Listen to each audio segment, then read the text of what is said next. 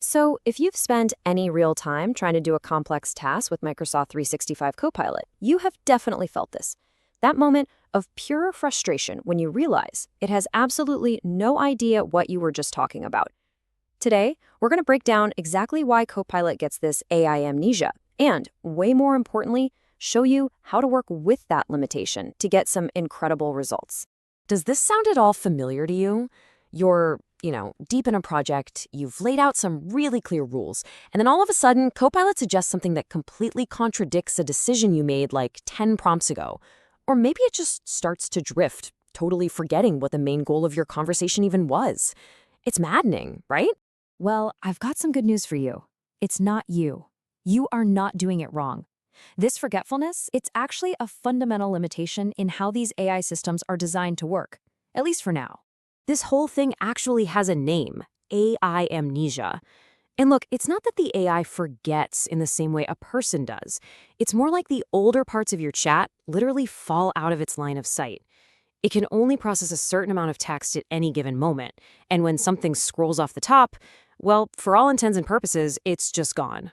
So, let's get into the mechanics of this. Why does your AI forget? We have this tendency to think of Copilot as having a memory, but it's actually more helpful to think about it in two distinct parts. First, you've got the context window. Just picture a temporary whiteboard. It's where the AI jots down what's happening in the conversation right now. Then you have memory, which is, all your files, your emails, the permanent stuff. The absolute key thing to get here is that Copilot works almost entirely off that temporary whiteboard, not its long-term memory. And that right there is exactly why long chats just fall apart. Every single message you send, every file you reference, it all gets scribbled onto that whiteboard. But that whiteboard eventually gets full, and to make room for new stuff, the AI has to erase the oldest information first. So your brilliant initial instructions, your key decisions from the beginning, poof, they're gone. So you might be wondering, how does Copilot ever read a big document without completely overflowing its whiteboard? Well, it uses this really smart process called retrieval augmented generation, or RAG for short. Instead of trying to read, say, a whole 100-page document, it just intelligently searches for the most relevant little snippets, pulls just those out, and puts only those on the whiteboard to answer your question. It's a really clever workaround. All right, so that's the problem. Enough about that. Now let's talk about the solution, the document anchor principle. This is how we move from a really fragile chat to some seriously stable ground. This is it. I'm not kidding. This is the single most important rule you need to know for working with Copilot on any kind of complex task.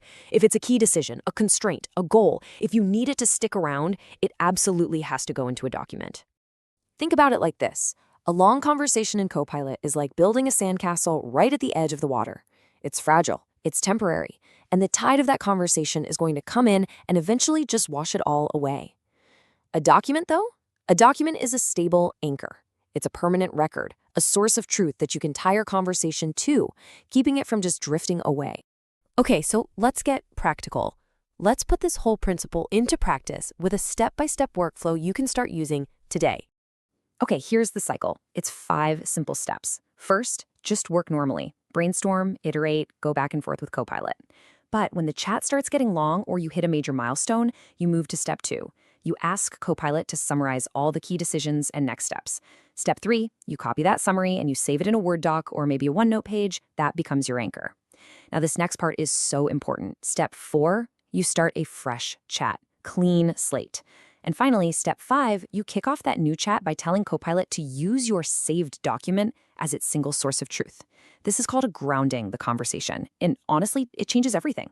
And for that summary step, here's a pro tip. Be specific.